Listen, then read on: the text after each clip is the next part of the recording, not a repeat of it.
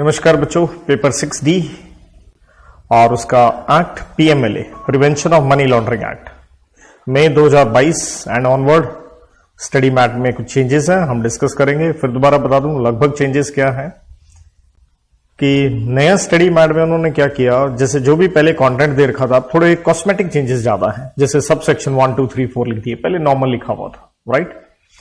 इसके अलावा थोड़ा कह लीजिए रूल्स एंड रेगुलेशन कुछ ना कुछ इंसर्ट किए गए हैं। मनी लॉन्ड्रिंग में भी कुछ ऐसा ही हुआ है। आइए देखते हैं। तो देखिए, this is page number 4.3।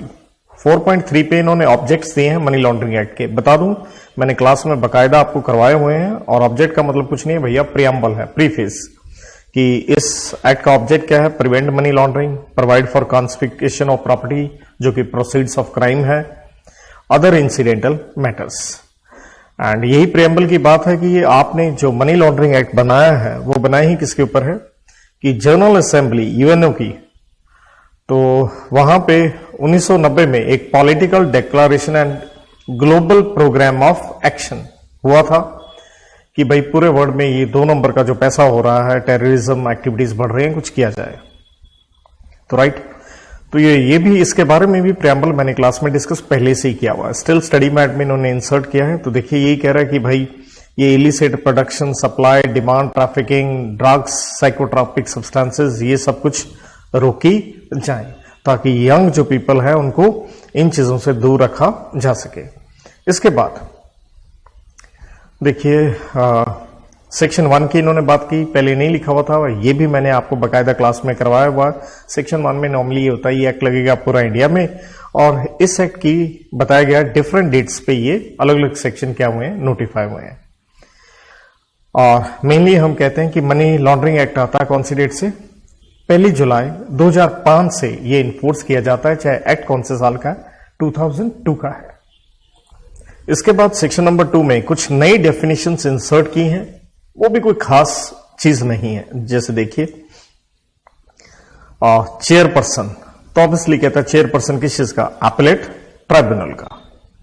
Chit fund company, तो चिट फंड कंपनी कहता है ऑब्वियसली, ये भी मैंने क्लास में देखी, नॉर्मली आपको बताया हुआ कि चिट फंड में क्या है कि आपका पैसा तगड़े आपको रिटर्न्स दिए जाएंगे, डबल कर दिए जाएंगे, वही वाला है। कहता कंपनी जो काम कर रही है managing, conducting, supervising as foreman, agent या किसी भी कैपेसिटी में as per section 2 of chit funds act of 1982। और चिट फंड एक्ट तो देखिएगा, ये पेज नंबर 4.7 से स्टार्ट होती है और ये 4.8 आपके सामने है। सेक्शन 2 भी चिट फंड एक्ट का इन्होंने यहां पे डिफाइन कर दिया। कहता कोई भी ट्रांजेक्शन, चाहे आप इसे चिट कहें, चिट फंड कहें, चिटी कहें, क्यूरी कहें, फ्रैटर्निटी फंड कहें, मतलब भाईचारा या दोस्त सब मिलके, क्योंकि एक तरह से कमेटी टाइप होता है, पैसा डाला जाता है। नॉर्मल क्लास में मैंने स्टिल ये करवाया हुआ है, तो मैं इतनी डिटेल में नहीं जाऊंगा, लेकिन स्टडी मैट के जो चेंजेस है वो मैं आपसे डिस्कस जरूर कर रहा हूं। रोटेटिंग सेविंग्स, जैसे हर महीने आप पैसा डाल रहे हो। क्रेडिट इंस्टीट्यूशन या कोई भी नेम और under which a person enters into agreement with specified number of persons that every of them, कुछ ना कुछ आप क्या डाल रहे हैं, कुछ ना कुछ पैसा आप डाल रहे हैं। कैसे, पीरियोडिकल इंस्टॉलमेंट्स में एक डेफिनेट पीरियड के लिए, और उसके बदले में आपको क्या होगा, एज डिटरमिन्ड बाय लॉट और ऑक्शन, जैसे कमेटियां डलती हैं, आप बोली लगाते हो, उसके हिसाब से जिसको पैसे चाहिए उठा ले, राइट। तो किसी भी तरह से आपको अमाउंट दिया जा रहा है। एक्सप्लेनेशन कहती है हम चिट नहीं मानेंगे अगर ये transaction, if in such transaction some alone but not at all of the subscribers get the net chit amount without any liability to pay future subscription. अगर भविष्य में आपने पैसे नहीं देने हैं और आपको पैसे मिल जाते हैं, तो कहता हम इसे क्या नहीं मानेंगे, इसे हम चिट नहीं मानेंगे। नंबर 2, ऑल द सब्सक्राइबर्स, कहते सभी को अपने पैसे क्या मिल चुके हैं, मिल चुके हैं, तो पहले ही पैसे मिल चुके हैं, चाहे आपने लायबिलिटी है आपकी कि फ्यूचर में पे करने हैं, पहले पैसे आ चुके हैं, तो रिस्क एलिमेंट आपका क्या हो गया, खत्म हो गया। तो एक्सप्लेनेशन कहती है हम नहीं मानेंगे अगर कुछ, लेकिन सारे सब्सक्राइबर नहीं, उनको अपना क्या मिल जाता है, पैसा, कुछ को। तो यहां था कुछ को पैसा मिल गया है और कोई आपकी फ्यूचर की लायबिलिटी नहीं है। यहां सभी को मिल गया है, लेकिन आपने फ्यूचर में क्या करना है, पैसा पे ऑफ करना है। देन कोऑपरेटिव बैंक की डेफिनेशन दी गई है कि भाई साहब तो देखिए इसके अंदर कुछ नहीं है। कोऑपरेटिव बैंक क्या कहता है, जो डिफाइन किया गया है under section 2D of deposit insurance and credit guarantee corporation act of 1961। Dealer कहता, जिसका मीनिंग दिया गया है section 2B of central sales tax act. Deputy director का हम यहां जिक्र करते हैं अथॉरिटी में, कहता जिसके बारे में बताया गया है सेक्शन 49 में। डिप्टी एडिशनल जॉइंट डायरेक्टर कहता है जिनके बारे में अगेन बताया गया है सेक्शन 49 में। हाउसिंग फाइनेंशियल इंस्टीट्यूशन, भाई जिसका मीनिंग दिया गया है नेशनल हाउसिंग बैंक में। तो कहने का मतलब है पेपर में कोई आने वाली चीज नहीं है, बस उन्होंने डिफाइन करके छोड़ दिया, ना हमें इनकी कोई गहराई में जाने की आवश्यकता है। मेंबर कहता जो अपीलेट ट्राइब्यूनल का मेंबर है and includes what, chairperson. NBFC कहता जिसका मीनिंग दिया गया आरबीआई एक्ट में अंडर सेक्शन 45I(F). नोटिफिकेशन कहता है जो ऑफिशियल गैजेट में क्या हो गई, छप गई। तो सिवाय चिट फंड में के मैं कहूंगा कोई भी ऐसी डेफिनेशन नहीं जिसको आपको अलग से देखने की आवश्यकता है। इसके बाद जैसे हमने डेफिनेशन पढ़ी थी person carrying on designated business और प्रोफेशन, उसी के अंदर देखिए डीलर वर्ड आता था, इसलिए डीलर की डेफिनेशन, राइट। और इसी के अंदर देखिए प्रेशियस स्टोन्स वगैरह आता था, तो इससे रिलेटेड इसलिए इन्होंने डेफिनेशन दे दी कि प्रेशियस मेटल का मतलब क्या है, चाहे गोल्ड का हो, सिल्वर हो, प्लैटिनम हो, पैलेडियम हो, रोडियम हो, कोई भी जो मेटल्स हैं। और प्रेशियस स्टोन का मतलब कहता है डायमंड हो, एमरल्ड हो, रूबी, सफायर या कोई भी स्टोन।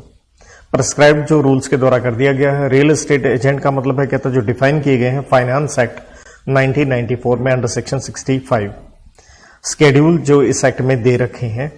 स्पेशल कोर्ट जिसके ऊपर ऑब्वियसली हम पढ़ते हैं कि एक सेशन कोर्ट रहेगी, राइट, सेक्शन 43 के अंदर।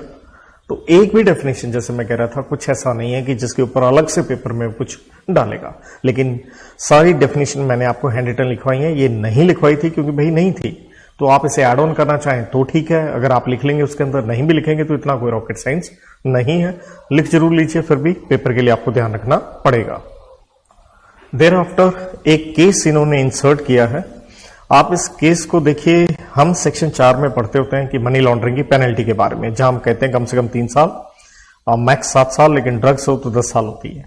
तो आप चाहे सेक्शन 4 जहां आपने लिखा या जहां एंड कहीं और कह लें जहां आपने सेक्शन 45 लिखा, हम सेक्शन 45 में क्या पढ़ते हैं, हम ये पढ़ते होते हैं कि ऑफेंसेस जो है अंडर सेक्शन 45 पीएमएलए का वो कोग्निजेबल है, जिसका मतलब है अरेस्ट विदाउट वारंट। उसके ऊपर इन्होंने केस कोट किया है P Chidambaram versus ED directorate of enforcement. P Chidambaram हमारे देश के होम मिनिस्टर भी रहे, फाइनेंस मिनिस्टर भी रहे, उनका केस था।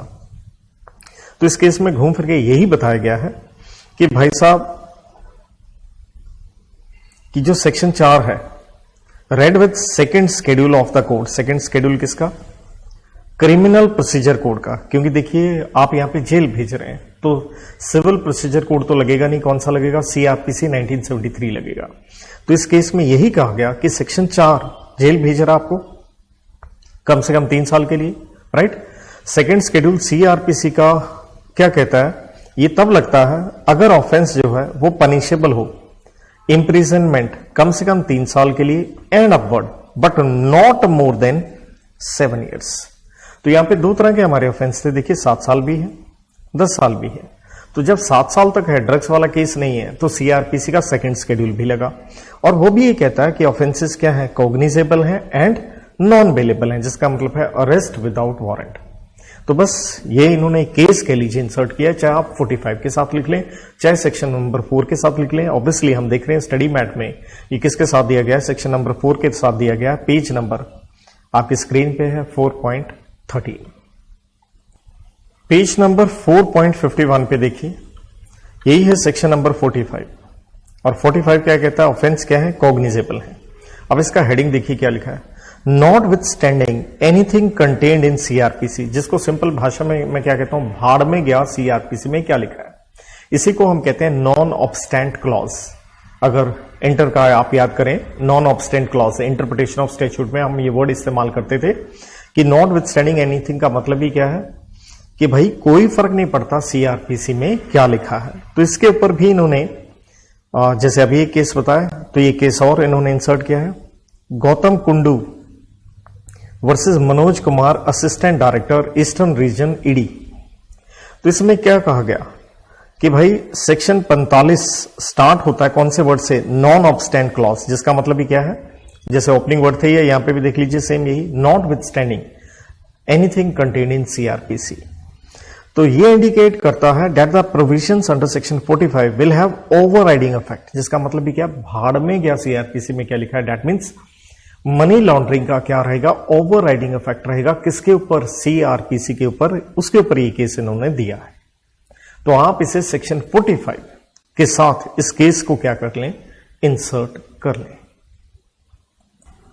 Chapter number 10 of the act, section 48 में देखिए हम नॉर्मली अथॉरिटीज पढ़ा करते थे, director, additional, joint, deputy director, assistant director और अदर ऑफिसर्स। तो यहां पे इसके बाद स्टडी मैट में ऐसा सेक्शन नहीं दे रखे थे, बट फिर भी अगर आप रिकॉल करेंगे, इवन आपके हैंड रिटन में भी आप लेक्चर में दोबारा देखेंगे तो सारे सेक्शन मैंने करवा दिए थे, लेकिन इन्होंने अब ऑफिशियली उसे इंसर्ट किए हैं। जैसे सेक्शन 49 क्या कहता है, appointment and powers of authorities and other officers, कि अदर ऑफिसर्स मतलब पहली बात अपॉइंटमेंट एंड पावर ऑफ, उनकी पावर वगैरह। यहां पे 48 में ये ऑफिसर आपको बताए गए हैं, director, additional, joint, deputy, assistant. तो कहता है सेंट्रल गवर्नमेंट को जितने लोग ठीक लगे उतने और वो अपॉइंट कर सकती है, और ये कौन से होंगे, below the rank of assistant director. यहां तक देखिए क्या था, असिस्टेंट डायरेक्टर, और उसके नीचे क्या था, सच अदर क्लासेस। तो 49 ये कह रहा है उससे भी नीचे वाले अपॉइंट किए जा सकते हैं। एंड सब सेक्शन 3 ये कह रहा है कि सेंट्रल गवर्नमेंट चाहे तो कुछ लिमिटेशन या कंडीशन के साथ आपके ऊपर इंपोज कर सकती है इन अथॉरिटी के ऊपर, जब वो अपनी पावर्स एंड ड्यूटीज क्या करेंगे, डिस्चार्ज करेंगे। तो इसमें कुछ भी टेक्निकल नहीं है, नॉर्मल बिजनेस स्टडी वाला ही सेक्शन है। नॉर्मली हर एक्ट में आपने ये चीजें पढ़ी भी हुई हैं। और सेक्शन 50 के अंदर देखिए इनकी सिविल कोर्ट वाली पावर है, वो तो आप सारे जानते हो, issuing summon, enforcing attendance, requiring production of books, taking evidence on oath, issuing commission for examination of witness, passing ex parte order, ये वो, राइट। किसी को भी ये सम्मन जारी कर सकते हैं, कौन, डायरेक्टर, एडिशनल, ज्वाइंट, डिप्टी या असिस्टेंट, जिसको जो पावर दी गई है कि कोई भी आदमी जो उन्हें लगता है उनके सामने वो पेश हो, चाहे वो पेश कैसे हो, खुद या थ्रू कोई भी अपना ऑथराइज्ड एजेंट जो उसका वकील, सीए वगैरह हो सकता है। और जो भी ये कार्रवाई करेंगे under this section, they are deemed to be what, judicial proceeding, जैसे कि ये कोर्ट की कार्रवाई होती है। और जो भी आपसे रिकॉर्ड डॉक्यूमेंट मंगवाए गए हैं ये अपने पास रख सकते हैं जितने समय के लिए इन्हें क्या लगे, ठीक लगे। लेकिन कहता है असिस्टेंट डायरेक्टर एक आदमी, number 2 deputy director shall not, ये कोई भी बुक्स वगैरह इंपाउंड नहीं करेंगे बिना रिकॉर्ड किए रीजंस इन राइटिंग, कि अपने पास रिटेन करना है तो इन्हें रीजंस इन राइटिंग रिकॉर्ड करना पड़ेगा। अगर आप असिस्टेंट डायरेक्टर हैं या डिप्टी डायरेक्टर हैं, और ये अपने पास ये बुक्स रख सकते हैं ज्यादा से ज्यादा 3 महीने के लिए। 3 महीने से ज्यादा ये नहीं रख सकते, 3 महीने से ज्यादा इन्हें रखना है तो इन्हें प्रायर अप्रूवल लेनी पड़ेगी ज्वाइंट डायरेक्टर की। तो ये कह लीजिए एक थोड़ा सा एक टेक्निकल अच्छा हिस्सा हो जाता है, जिसके ऊपर एग्जाम में एक प्रश्न भी आ सकता है, क्योंकि यहां टेक्निकल हो गया कि असिस्टेंट डिप्टी डायरेक्टर की पावर के ऊपर रोक है कि बिना रीजंस के आप रिटेन नहीं करेंगे, ज्यादा से ज्यादा 3 महीने रख सकते हैं, 3 महीने से ज्यादा रखना है तो ज्वाइंट डायरेक्टर की आपको अप्रूवल लेनी पड़ेगी।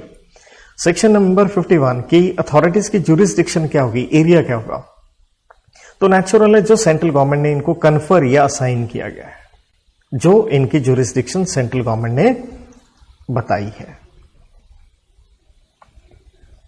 और इसी में किस तरह से सेंट्रल गवर्नमेंट कह लीजिए कुछ डायरेक्शंस इनको इश्यू करेगा। तो कहता है वो एरिया वाइज इश्यू कर सकता है, class of person, classes of cases या अदर क्राइटेरिया जो सेंट्रल गवर्नमेंट को ठीक लगे उसके हिसाब से वो कोई भी डायरेक्शंस यहां इश्यू कर सकता है। किसको, इन अथॉरिटीज को किस तरह से ये केसेस आपने मैनेज करने हैं।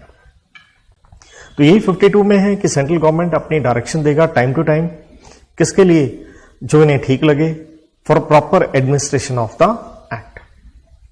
लेकिन हां, नो सच ऑर्डर या इंस्ट्रक्शन या डायरेक्शन दी जाएगी as to require any authority to decide a particular case in a particular manner. मतलब किसी एक पर्टिकुलर केस में भेदभाव नहीं किया जाएगा कि इसको इस तरह से आप डिसाइड करो।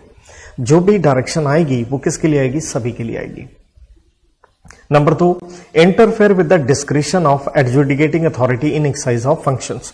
और कोई भी डायरेक्शन ऐसी नहीं दी जाएगी जिससे आपकी अथॉरिटी की पावर पे कोई रोक लगे, उसमें कोई इंटरफेरेंस आए। 53 कहता है एम्पावरमेंट ऑफ सर्टेन ऑफिसर्स कि सेंट्रल गवर्नमेंट चाहे एक स्पेशल ऑर्डर हो या नॉर्मल ऑर्डर हो, जनरल ऑर्डर, कह सकता है कि officer not below the rank of director, चाहे सेंट्रल गवर्नमेंट में हो, स्टेट गवर्नमेंट में हो, to act as an authority, मतलब सेंट्रल या स्टेट गवर्नमेंट का कोई भी ऑफिसर लेकिन डायरेक्टर लेवल के नीचे का ना हो, उसे आप एम्पावर कर सकते हैं। लेकिन उससे निचले वाले को भी एम्पावर कर सकते हैं अगर उस पर्टिकुलर एरिया में डायरेक्टर अवेलेबल ना हो तो ये प्रोविजन सेक्शन 53 की अच्छी है कि एक डायरेक्टर सेंट्रल या स्टेट गवर्नमेंट का, उसको एम्पावर किया जा सकता है इस एक्ट में। डायरेक्टर रैंक पे पक्का होना चाहिए, लेकिन उससे नीचे वाला कर सकते हैं अगर उस इलाके में कोई अवेलेबल नहीं है। देन कहता है ऑफिसर्स इंक्वायरी में असिस्ट करेंगे अलग अलग डिपार्टमेंट से, जैसे चाहे वो कस्टम या एक्साइज डिपार्टमेंट के ऑफिसर हों, एनडीपीएस ड्रग्स डिपार्टमेंट के हों, इनकम टैक्स वाले हों, स्टॉक एक्सचेंज से हों, आरबीआई से हों, पुलिस से हों, फेमा एक्ट में उसमें भी ईडी हम पढ़ते हैं सेक्शन 36 में, वहां से हों, सेबी से हों, इडा से हों, फॉरवर्ड मार्केट कमीशन जो फॉरवर्ड कॉन्ट्रैक्ट से रिलेटेड है, और ये दोनों अगले सेम पॉइंट है। इसी तरह से पेंशन फंड की जो अथॉरिटी है उससे, पोस्टल विभाग से, रजिस्ट्रार जैसे हम रजिस्ट्रेशन करवाते हैं, प्रॉपर्टी वगैरह खरीदते हैं, उस डिपार्टमेंट से, मोटर व्हीकल एक्ट की रजिस्ट्रेशन अथॉरिटी से, सीए एक्ट से, कॉस्ट अकाउंटेंट, सीएस से, या ऑफिसर और एनी अदर बॉडी कॉर्पोरेट किसी भी एक्ट में जो स्टैब्लिश्ड हो, आप उनकी सहायता ले सकते हैं इंक्वायरी कंडक्ट करने के लिए। तो यहां पे देखिए सेक्शन नंबर 54 तक, मतलब मेन चीज कहां आ गई कि मैंने आपसे डिस्कस डेफिनेटली किया हुआ है, लेकिन अगर आपने अपने जो भी हैंड रिटन में इंसर्ट करना हो तो मेनली सेक्शन 48 से 54 है। 48 तो था ही पहले भी, तो मेन कह लीजिए 49 से लेके 54 आपको ये थोड़ा थोड़ा, जैसे मैंने यहां बताया, पेज नंबर 4.53 से ये स्टार्ट होता है, तो ये वाला हिस्सा आपने इंसर्ट करना है। इसके बाद देखिए एक बड़ी चीज आती है मनी लॉन्ड्रिंग में, वो रिपोर्टिंग एंटिटी से रिलेटेड है। इन्होंने एक लंबी चौड़ी रेगुलेशन इंसर्ट कर दी है, तो बिजनेस स्टडीज की तरह, लेकिन बहुत लंबे पेजेस हैं, वो हमें देखनी होगी। On page number 4.22 section number 12 से रिलेटेड, रिपोर्टिंग एंटिटी से रिलेटेड, यहां पे इन्होंने कुछ रेगुलेशंस इंसर्ट करी हैं, रूल्स इंसर्ट किए हैं। रूल नंबर 3 किसका? Prevention of money laundering maintenance of record rules 2005 का रूल नंबर 3। थोड़ा मैंने जिक्र जरूर आपसे पहले भी किया था, लेकिन देखिए अब डिटेल में हमें देखना पड़ेगा। कहता आपने रिकॉर्ड बनाना है किस चीज का? हर एक कैश ट्रांजैक्शन जिसकी वैल्यू क्या है, मोर देन 10 लाख रुपए है या उसका इक्विवेलेंट फॉरेन करेंसी में। मतलब आपने एक रिकॉर्ड बनाना है, और विशेष रूप से रूल नंबर 3 क्या कह रहा है? कैश ट्रांजैक्शंस जिसकी वैल्यू है 10 लाख रुपए से ज्यादा, कि हमें देखना होगा कहीं ये काला धन तो नहीं है, चाहे रुपीज में हो या फॉरेन करेंसी में हो। क्लॉज भी कहती है यहां क्या हुआ, कैश ट्रांजैक्शन तो है लेकिन 10 लाख से ज्यादा की नहीं है, कम की है, राइट। लेकिन आपने क्या करी है, छोटी छोटी कई ट्रांजैक्शंस कर दी, और ये सारी ट्रांजैक्शन करी है आपने 1 महीने के अंदर अंदर। लेकिन अगर हम उनका टोटल देखते हैं तो वो 10 लाख से क्या कर रहा है, एक्सीड कर रहा है। तो इसे हम कहेंगे सीरीज ऑफ कैश ट्रांजैक्शंस। तो आपने इसका भी रिकॉर्ड मेंटेन करना है। तीसरा एनपीओ, आप सारे जानते होंगे, इसलिए देखिए पेपर नंबर 4 में एफसीआर एक्ट पढ़ते हैं हम। ये जितनी भी एनपीओ होती हैं सेक्शन 8 कंपनी, इनके थ्रू पैसा ये 2 नंबर का जिसे कह लीजिए रूट किया जाता है, घुमाया जाता है, डाइवर्ट किया जाता है। तो कहता है उनके पास भी अगर 10 लाख से ज्यादा की ट्रांजैक्शन रुपीज हो या फॉरेन करेंसी के इक्विवेलेंट हो, रिकॉर्ड होना चाहिए। देन कैश ट्रांजैक्शन जहां जाली नोट इन्वॉल्व है, चाहे वो करेंसी नोट्स हैं या बैंक नोट्स हैं। करेंसी नोट तो आप सारे जानते हो, बैंक नोट्स हैं ये इशू करता है आरबीआई, राइट। तो ये सब कुछ भी हो तो आपने रिकॉर्ड मेंटेन करना। जहां सस्पिशियस है तो भी रिकॉर्ड मेंटेन करना, चाहे वो है या नहीं है ट्रांजैक्शन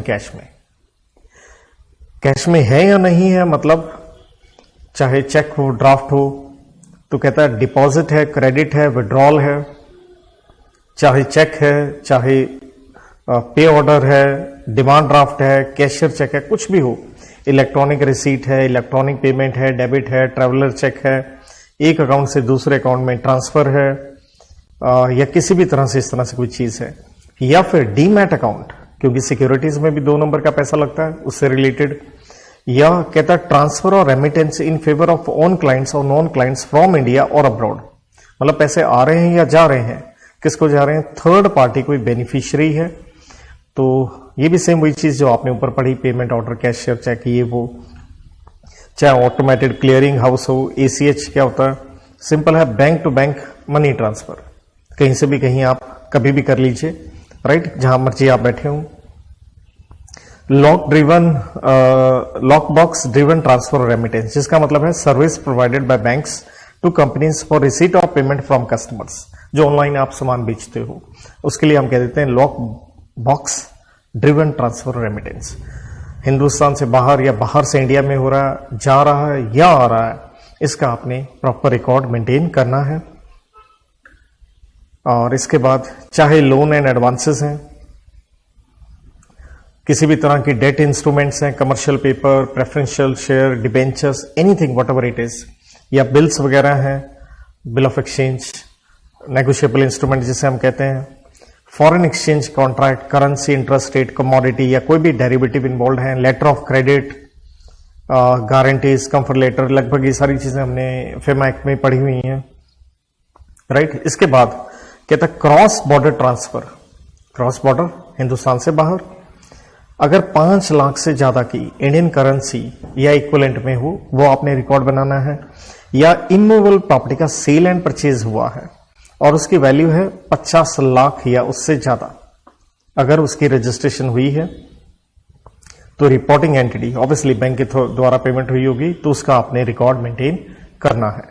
तो ये था रूल नंबर 3, बेसिकली किससे रिलेटेड आया कि भाई जो आपने रिकॉर्ड मेंटेन करने हैं, जिसमें हमने मेन देखा कैश ट्रांजैक्शन 10 लाख से ज्यादा, या महीने में मिला के 10 लाख से ज्यादा, या एनपीओ के पास 10 लाख से ज्यादा, जाली नोट हो, या कोई भी सस्पिशियस ट्रांजैक्शन हो, जैसे मर्जी हो, जमा करवाना, निकलवाना, चेक, ड्राफ्ट, इलेक्ट्रॉनिक, ट्रैवलर, किसी भी रूप से कह लीजिए, बाहर से पैसा आना जाना, ये वो, लोन एंड एडवांसेस सारे देखिए, सिक्योरिटीज, नेगोशिएबल इंस्ट्रूमेंट, डेरिवेटिव भी आगे, और क्रॉस बॉर्डर ट्रांसफर कह रहा है अगर 5 लाख से ज्यादा, यहां वैल्यू 5 लाख है, और इमूवेबल प्रॉपर्टी में जो वैल्यू है वो 50 लाख और मोर है।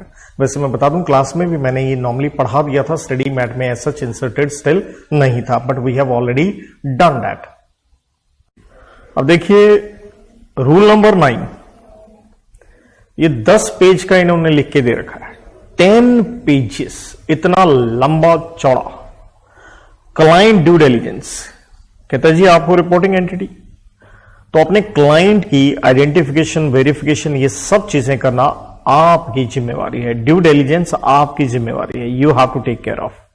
तो कहता है हर reporting entity at the commencement of accounts based relationship, identify करो अपने क्लाइंट्स, वेरीफाई करो उनकी आइडेंटिटी, जो भी इंफॉर्मेशन आपको चाहिए उनसे रिलेटेड आप लो, और आप ये देखो कहीं क्लाइंट एक्ट तो नहीं कर रहा on behalf of what, beneficial owner, और उस बेनिफिशियल ऑनर की भी आइडेंटिटी आप वेरीफाई करेंगे। लेकिन जहां एज ए रेगुलेटर आपको लगता है कि money laundering and terrorist financing risk ये इफेक्टिवली मैनेज्ड है, and where there is essential not to interrupt, और कोई जरूरी नहीं कि इंटरप्ट करें हम नॉर्मल कंडक्ट ऑफ बिजनेस, तो रेगुलेटर परमिट कर सकता है रिपोर्टिंग एंटिटी को कि भाई साहब जैसे ही आप कंप्लीट कर लेते हैं verification, as soon as reasonably practical, following the establishment of relationship and, तो सिंपल प्रोविजन कह रही है कि भैया अगर मनी लॉन्ड्रिंग का या टेररिस्ट एक्टिविटी का ऐसा कोई दिक्कत नहीं है तो बस आइडेंटिफाई कीजिए, नॉर्मल आपका कंडक्ट ऑफ बिजनेस में गड़बड़ ना आए। इसके बाद in all other cases verify कीजिए आइडेंटिटी वाइल कैरिंग आउट, अगर ट्रांजैक्शन जो है वो है 50,000 या उससे ज्यादा की, whether conducted as a single transaction or several transactions that appear to be connected। मतलब एक क्लोज क्या कहेगी कि भैया जैसे ही आपका रिलेशनशिप स्टार्ट हो, रिपोर्टिंग एंटिटी का अकाउंट बेस्ड रिलेशनशिप अपने क्लाइंट के साथ, क्लाइंट के बारे में, नंबर 2 बेनिफिशियल ऑनर के बारे में आप वेरीफाई करेंगे। एंड दूसरी बात क्लॉज नंबर बी क्या कहती है, बाकी केसेस में जहां पे भी कोई ट्रांजैक्शन, जैसे आपके बैंक में पैसा जमा होता है, निकाला जाता है, वो 50,000 या उससे ज्यादा है, तो अगर आपको लगता है कुछ गड़बड़ है तो आप उसे देखें, या कोई भी इंटरनेशनल मनी ट्रांसफर ऑपरेशंस। और कहता है अगर where the client is subscribing, या वो डील कर रहा है सिक्योरिटी मार्केट से रिलेटेड, डिपॉजिटरी रिसीट या इक्विटी शेयर्स जो कि इशू हुए हैं या लिस्ट हुए हैं इन जुरिस्डिक्शन जो नोटिफाई की है सेंट्रल गवर्नमेंट ने, of a company incorporated in India and it is acting on behalf of beneficial owner who is resident of such jurisdiction, the determination, identification and verification of such beneficial owner as per the norms of such jurisdiction. तो कहता है कि भैया अगर client depository receipt या क्या ले रहा है, इक्विटी शेयर्स ले रहा है जो कि इशूड है या लिस्टेड है एक ऐसी जुरिस्डिक्शन में जहां सेंट्रल गवर्नमेंट ने बताया है किसके हैं ये शेयर वगैरह, भारतीय कंपनी के हैं, and it is acting on behalf of beneficial owner who is resident of such jurisdiction. तो कहता अगर क्लाइंट जो है ऑब्वियसली वो एक्ट कर रहा है किसके बिहाफ पे, बेनिफिशियल ओनर पे के बिहाफ पे, और वो कहां का रहने वाला है, ऐसी ज्यूरिस्डिक्शन जो सेंट्रल गवर्नमेंट ने बताई है, तो उस इलाके की जो भी नॉर्म्स है उसके हिसाब से कहता आप आइडेंटिफाई करें। और इक्विटी शेयर्स का मतलब वही है जो कहता कंपनीज एक्ट में अंडर सेक्शन 43 में दे रखा है। देन कहता हर रिपोर्टिंग एंटिटी 10 दिन के भीतर भीतर जैसे रिलेशनशिप स्टार्ट होता है अपने क्लाइंट के साथ, तो उसका केवाईसी करवाइए और उसका रिकॉर्ड रजिस्टर करवाइए सेंट्रल केवाईसी रिकॉर्ड रजिस्ट्री, जिसका मतलब एक डाटा बैंक जो सेंट्रल पूरे देश के लिए इकट्ठा होता है उसके अंदर आप दीजिए। तो कहता है सेंट्रल केवाईसी रजिस्ट्री प्रोसेस करेगी केवाईसी रिकॉर्ड को जो कि उसे रिसीव हुए रिपोर्टिंग एंटिटी से for D duplicating and issue A KYC identifier. मतलब जैसे ही आप सेंट्रल केवाईसी में भेजते हो किसी भी क्लाइंट के डॉक्यूमेंट्स, तो उससे रिलेटेड, उस इंडिविजुअल से रिलेटेड एक किन केवाईसी के आइडेंटिफिकेशन नंबर 14 डिजिट का है, वो एक आपको इश्यू कर दिया जाता है। और फिर क्या होगा, for each client to the reporting entity, जो कि रिपोर्टिंग एंटिटी आगे उस क्लाइंट को कम्युनिकेट कर देगी, भाई साहब ये है आपका किन नंबर। इसका बेनिफिट क्या है, अगर एक बैंक से रिलेटेड आपका केवाईसी हो गया, सेंट्रल केवाईसी में चला गया, अब आप किन नंबर बताओ, तो दोबारा से आपको बार बार केवाईसी करवाने की जरूरत नहीं होती।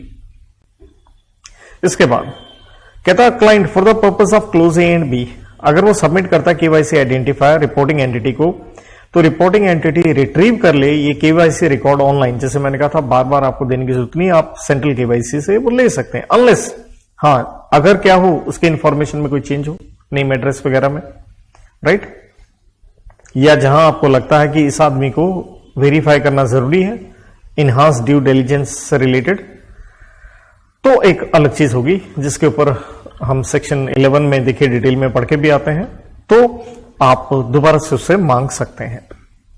और मांगने के बाद एडिशनल इंफॉर्मेशन फिर से क्या कीजिए, आप अपलोड कर दीजिए सेंट्रल केवाईसी रिकॉर्ड्स के अंदर, ताकि उसका एग्जिस्टिंग जो है केवाईसी रिकॉर्ड वो अपडेट करवाया जा सके। क्लॉज 1E कहता है reporting entity which perform the last KYC identification in respect of client shall be responsible for verifying the authenticity of the identity or address of the client। तो natural सी बात है, जिसने last time KYC किसी भी client का individual का आपने update किया, तो जिम्मेवारी आपकी बनती है कि आप उसकी आइडेंटिटी वगैरह या एड्रेस को वेरीफाई करो। और रिपोर्टिंग एंटिटी नहीं यूज करेगी केवाईसी रिकॉर्ड्स ऑब्टेन्ड जो आपने किए हैं सेंट्रल केवाईसी से for purpose other than verifying the identity और एड्रेस। तो सेंट्रल केवाईसी से वो किन के हिसाब से अगर अगले का ले लिया आपने डेटा, तो बस आपने आइडेंटिफाई करना है, इसके अलावा आप किसी और कार्य के लिए इस्तेमाल नहीं करेंगे। तो कहता आप ट्रांसफर नहीं करेंगे किसी भी थर्ड पार्टी को अनलेस ऑथराइज किया आपको किसने, क्लाइंट ने, रेगुलेटर ने, राइट, या डायरेक्टर इस एक्ट में। और कहता है regulator shall issue guidelines to ensure कि सेंट्रल केवाईसी रिकॉर्ड्स एक्सेसिबल हों किसको, रिपोर्टिंग एंटिटी को इन रियल टाइम, कि बैंक वगैरह तुरंत आपका, क्योंकि बैंक वगैरह केवाईसी आपका ऑनलाइन ही लेते हैं, देखिए उनके पास आप जब जाते हो बायोमेट्रिक आपका लगाते हैं, सारा रिकॉर्ड उनके पास आ जाता है, तो आपको अपना अलग से कोई ये डिटेल वगैरह देने की जरूरत भी नहीं पड़ती। कहता for the purpose of clause A of सब rule 1 a reporting entity may rely on third party subject to condition that reporting entity within 2 days obtains from the third party or from the central KYC records registry or the information of the client due diligence carried out by the third party। तो कहता देखिए reporting entity ने KYC लेना, तो reporting entity bank अपना ही काम outsourcing कर सकते हैं किसके थ्रू, थर्ड पार्टी के थ्रू। तो कहता है रिपोर्टिंग एंटिटी 2 दिन के भीतर भीतर इस थर्ड पार्टी से या सेंट्रल केवाईसी से वो इंफॉर्मेशन वगैरह ले लें। और रिपोर्टिंग एंटिटी की यहां जिम्मेवारी है क्या है, एडिक्वेट स्टेप्स आप लें ताकि मतलब थर्ड पार्टी के ऊपर आप अपनी रिस्पॉन्सिबिलिटी नहीं डाल सकते कि मैंने उसको काम दिया था उसने गलत किया। ड्यू डिलिजेंस की जिम्मेवारी आपकी ही रहेगी। देयर आफ्टर इसलिए यहां लिखा है कि आपको सुपरवाइज करना, मॉनिटर करना थर्ड पार्टी को, वो रिपोर्टिंग एंटिटी का ही काम है। और third party is not based in a country और jurisdiction assessed as high risk, मतलब थर्ड पार्टी कहीं पता चले पाकिस्तान या ऐसी कंट्री की ना हो जिससे हमें दिक्कत है। तो कहते हैं reporting entity is ultimately responsible due diligence के लिए। हाँ, where a reporting entity relies on third party regulator may issue guidelines to consider any relaxation. जो ऊपर ए से डी पॉइंट हमने पढ़े हैं, तो रेगुलेटर चाहे तो आपको कुछ रिलैक्सेशन दे सकता है। देन कहता है बेनिफिशियल ओनर, जो हमने कहा बेनिफिशियल ओनर की भी हमें आइडेंटिटी वेरीफाई वगैरह करनी होती है। कहता है अगर क्लाइंट है कंपनी तो नेचुरल है बेनिफिशियल ओनर कौन होगा, नेचुरल पर्सन होगा जिनके पास क्या होगा उस कंपनी का कंट्रोलिंग इंटरेस्ट होगा। और कंट्रोलिंग इंटरेस्ट कहता है अगर आपके पास मोर देन 25% कंपनी के शेयर कैपिटल या प्रॉफिट्स हो। और कंट्रोल का मतलब है जहां आप मेजॉरिटी डायरेक्टर्स को अपॉइंट कर रहे हैं या कंपनी के पॉलिसी डिसीजंस आपके ऊपर हैं क्योंकि आपके पास शेयर है या कोई भी मैनेजमेंट या शेयर होल्डर कोई भी आपका एग्रीमेंट है। नॉर्मली ये कंट्रोल की डेफिनेशन देखिए आप कंपनीज एक्ट में अंडर सेक्शन 2 सबसेक्शन 27 में पढ़ते हैं, वही लिखा है कि कंट्रोल का मतलब क्या है। और अगर क्लाइंट है पार्टनरशिप फर्म तो उसका बेनिफिशियल ओनर कौन होगा, अगेन नेचुरल पर्सन होंगे, लेकिन यहां लिमिट होगी 15% से ज्यादा। और अगर क्लाइंट अनइनकॉर्पोरेटेड एसोसिएशन या बॉडी ऑफ इंडिविजुअल है तो अगेन जिनके पास 15% से ज्यादा प्रॉपर्टी कैपिटल या प्रॉफिट्स हो।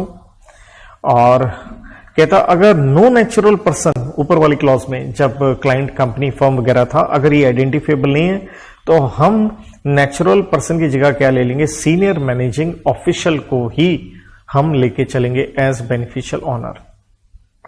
और अगर ट्रस्ट है तो कहता है बेनिफिशियल ओनर कौन होगा, द ट्रस्टी बेनिफिशियरीज जिनके पास क्या है 15% या उससे ज्यादा का आपका इंटरेस्ट उस ट्रस्ट में है। और वेयर द क्लाइंट और owner of the controlling interest, अगर ये है कोई entity listed on stock exchange, right, और it is an entity resident in jurisdiction notified by central government and listed, or it is subsidiary of such listed entity, it is not necessary to identify and verify the identity of shareholder or beneficial owner। Simple कह रहा है कि भाई साहब देखिए आप सारे जानते हो आजकल हम शेयर किस में लेते हैं, डीमैट अकाउंट में लेते हैं, राइट। डीमैट अकाउंट आप किसके पास खुलवाते हो, डिपॉजिटरी के पास, NSDL, CDSL एटसेट्रा। तो शेयर्स तो आपने लिए हैं तो आप क्या हुए, बेनिफिशियल ओनर। कहता है इस केस में आपको कुछ ये वेरीफाई करने की जरूरत है ही नहीं, क्योंकि जब डीमैट अकाउंट खुलवाया जाता है तो KYC उसी समय हो जाता है। और कहता है अगर क्लाइंट है इंडिविजुअल तो उसने क्या करना है, सबमिट करवाना है रिपोर्टिंग एंटिटी के पास। तो देखिए यही हम सेक्शन नंबर देखिए 11A में यही पढ़ते हैं, अपना आधार नंबर दीजिए, राइट। तो आप अपना ये ऑनलाइन भी किया जा सकता है, ऑफलाइन भी, राइट। और पैन नंबर या फॉर्म नंबर 60 पता ही होगा जब आपको टैक्स वगैरह करना बनता हो, या आपके बिजनेस से रिलेटेड कुछ और डॉक्यूमेंट्स आप दे सकते हैं। और अगर कहता स्मॉल अकाउंट खुले गए हैं, स्मॉल अकाउंट क्या हो गया, ये जन धन योजना थी ना सरकार की तरफ से, हर गरीब का खाता खोल दिया। स्मॉल अकाउंट का मतलब होता है एक फाइनेंशियल ईयर के अंदर मैक्सिमम साल में 1 लाख का डिपॉजिट या विड्रॉ किया है मैक्सिमम 10,000 का, और बैलेंस मैक्सिमम हो 50,000। तो जनधन योजना में जिनके खाते खोले गए हैं तो आप ऐसा खाता खुलवा सकते हो, सिर्फ आपको अपनी एक फोटो देनी है एंड आपको अपने सिग्नेचर या थंब प्रिंट जो भी है लगाना है। तो अब इनसे रिलेटेड क्या कहा गया है कि जब आप इनका खाता खोलोगे, फोटो लगाई है, साइन लिए हैं, तो आप कंपनी का बैंक का ऑफिसर जो है खोल देगा और ये जो ऑफिसर है ये खुद के भी उसके ऊपर साइन करेगा, हाँ जी बंदे की फोटो और उसके साइन करवा लिए गए हैं। लेकिन अगर जिसका खाता खोला गया है वो जेल में है, तो पुलिस का जो ऑफिसर इंचार्ज है तो उसके सामने इसके साइन वगैरह सर्टिफाई करवाए जाएंगे। और कहता है स्मॉल अकाउंट खोला जाएगा सिर्फ उस बैंक की ब्रांच में जहां CBS है, कोर बैंकिंग सॉल्यूशन है, जिसका मतलब है ऐसी ब्रांच जिसको आप एक्सेस कर सकते हैं देश के किसी भी कोने से या वर्ल्ड के किसी भी कोने से। ऐसी ब्रांचों में कहता आप करेंगे ताकि उसको हमेशा क्या किया जा सके, मॉनिटर वगैरह किया जा सके। कहीं ऐसा तो नहीं है कि फौरन बाहर से 2 नंबर का कुछ पैसा छोटे अकाउंट में डाल दिया जाए। नॉर्मली इसी तरह से हवाला ट्रांजैक्शंस होती हैं। और देन कहता है स्मॉल अकाउंट इनिशियली जो है ऑपरेशनल रहेगा 12 महीने के भीतर भीतर, उसके बाद फर्दर 12 महीने का एक एक्सटेंशन भी दिया जा सकता है अगर प्रॉपर एविडेंस आपने बैंक को दिए हैं खाता वगैरह खुलवाने के लिए। ऑफिशियली वैलिड डॉक्यूमेंट्स जो हमने ऊपर पढ़ा, अपना आधार दीजिए, ये वो राइट, वो सब आपको देना पड़ेगा, वरना एक बार तो स्मॉल अकाउंट सीधा सीधा ही ये खोल देंगे। इस दौरान अपना कोई डॉक्यूमेंट्स आप बनवा लीजिए, पासपोर्ट हो एटसेट्रा, जो भी, वोटर कार्ड। तो कहते हैं स्मॉल अकाउंट हम मॉनिटर करेंगे, कहीं मनी लॉन्ड्रिंग या टेररिज्म से रिलेटेड फंडिंग तो नहीं हो रही। फॉरेन रेमिटेंस इसके अंदर आप जमा करवा ही नहीं सकते। और कहता है where the client is a company, तो जब आप कंपनी है तो आपने साथ में रिपोर्टिंग एंटिटी आपसे सर्टिफाइड कॉपीज, आपके इनकॉर्पोरेशन का certificate, memorandum article, PAN number और बोर्ड के रेजोल्यूशन की कॉपी, और कि जब आप अकाउंट खुलवा रहे हो, एंड पावर ऑफ अटॉर्नी अगर बोर्ड ने आगे अपनी पावर डेलीगेट की है मैनेजर ऑफिसर को, वो या अदर डॉक्यूमेंट जो प्रिस्क्राइब किए गए हैं वो भी आप लेंगे। फर्म है तो उसका भी registration certificate, partnership deed, PAN number या अदर डॉक्यूमेंट्स जो भी हैं, आपके beneficial owner, manager officer, employees as the case में भी होल्डिंग एंड सेम पॉइंट वही अटॉर्नी वाला जैसे यहां पे ऊपर था। और अगर ट्रस्ट है तो again same point, registration certificate, trust deed, वही पैन वगैरह, अटॉर्नी वगैरह, सेम हर जगह सेम जैसे ऊपर हमने, क्योंकि मेन हम इनकी मॉनेटरी लिमिट्स पढ़ाए थे। बेनिफिशियल ऑनर तभी लेंगे, देखिए जैसे हमने कंपनी के केस में मेन ये है, पेपर में थोड़ा हमें ध्यान रखना है कि लिमिट जो थी वो थी मोर देन 25%। बाकी फर्म वगैरह के केस में था more than 15%, body of individual में भी यही था, और ट्रस्ट में था मोर देन नहीं था, यहां सिंपली था 15%, इक्वल टू और मोर देन का साइन यहां पे।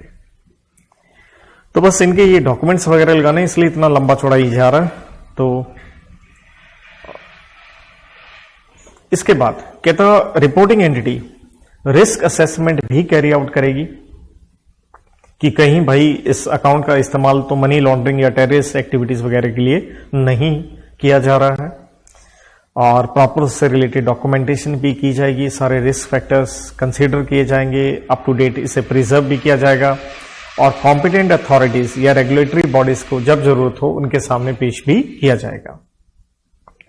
कहते रेगुलेटर गाइडलाइंस इनसे रिलेटेड जो भी है with the time to time देते रहेंगे कि क्लाइंट, बेनिफिशियल ऑनर, कितनी वैल्यू, किस तरह का नेचर ऑफ ट्रांजैक्शन, किस तरह से आपने रिकॉर्डिंग वगैरह करनी है। देयर आफ्टर कहते गाइडलाइंस में ये सब चीजें भी रहेंगी, कुछ आपको एग्जाम्पशन, लिमिटेशन, कंडीशंस वगैरह डाल सकते हैं, कुछ रिलैक्सेशन दे सकते हैं, या आधार वगैरह से रिलेटेड भी कि जिन्होंने आधार अभी तक नहीं लिया है वो कौन सा और डॉक्यूमेंट दे करके अपना अकाउंट वगैरह खुलवा सकते हैं। और अगर क्लाइंट ने देखिए अपना आधार नंबर वगैरह आपको दे दिया है, तो आप बैंक या रिपोर्टिंग एंटिटी है, ये देखिए सेक्शन नंबर 11A में भी हम पढ़ के आते हैं कि आप उसका जिसे हम कहते हैं ऑनलाइन ऑथेंटिकेशन, क्योंकि बैंक वगैरह को ये पावर दे रखी है, provided by the unique identification authority of India, वहां से चेक कर लीजिए। जैसे आप बैंक जाएंगे तो सीधा वो बायोमेट्रिक लगा के देख लेते हैं आपका अंगूठा, वरना आप ऑफलाइन भी कर सकते हैं। और देन इक्विवेलेंट डॉक्यूमेंट्स में अगर हम और कुछ कहें तो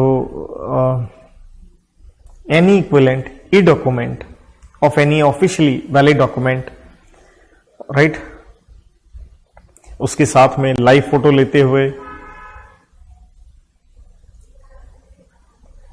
देन देखिए इसमें एक्सप्लेनेशन वगैरह में ऐसा कुछ नहीं है। देन रूल नंबर 17 कहता है कि भाई अ क्लाइंट जिसका ऑलरेडी एक अकाउंट है तो ऑब्वियसली उसका पैन वगैरह तो आप लेंगे, नहीं तो देखिए फॉर्म नंबर आप 60 लेंगे। तो ये सब आपको पता ही हुआ इसके अंदर, और कुछ खास नहीं है। रूल नंबर 18 कहता है अगर आपने अपना एड्रेस वगैरह अपडेट नहीं किया है तो आप क्या कर सकते हैं, प्रूफ ऑफ एड्रेस के रूप में आप क्या दे सकते हैं, पानी बिजली वगैरह का बिल, लेकिन 2 महीने से ज्यादा पुराना ना हो, या प्रॉपर्टी टैक्स देते हैं आप उसकी रसीद, या पेंशन और फैमिली पेंशन ऑर्डर्स के तक जो रिटायर्ड हों उनके पास ये सबूत हो, या अकोमोडेशन अगर एम्प्लॉयर से मिला है तो वो लेटर ऑफ अलॉटमेंट वगैरह जो भी आपको मिली है, जैसे सरकारी विभाग जहां से भी आपको घर वगैरह मिलता है नॉर्मली कंपनियों से, तो वो दे सकते हैं आप as a address proof. And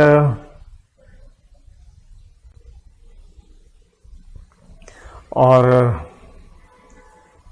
अगर आप अपना जैसे एड्रेस वगैरह देखिए चेंज कर रहे हैं आप, तो आप उससे रिलेटेड एक सेल्फ डिक्लेरेशन रिपोर्टिंग एंटिटी को ऑब्वियसली देंगे कि भैया मैं अपना एड्रेस चेंज कर रहा हूं, और नो डाउट ये रिपोजिटरी में टाटा बैंक में भी चढ़ाया जाएगा। तो इस तरह से ये ड्यू डिलिजेंस पे एक लंबा चौड़ा रूल है, मैंने मोटे मोटे पॉइंट बता दिए। देखिए बाकी इसमें कोई रॉकेट साइंस वाली बात भी नहीं थी कि इसके ऊपर 2 घंटे लिख के मैं बताता रहूं। मेन है आप अपना अपडेशन इससे रिलेटेड कर लीजिए। तो भैया ये थे मनी लॉन्ड्रिंग के SM के changes. Good luck, God bless.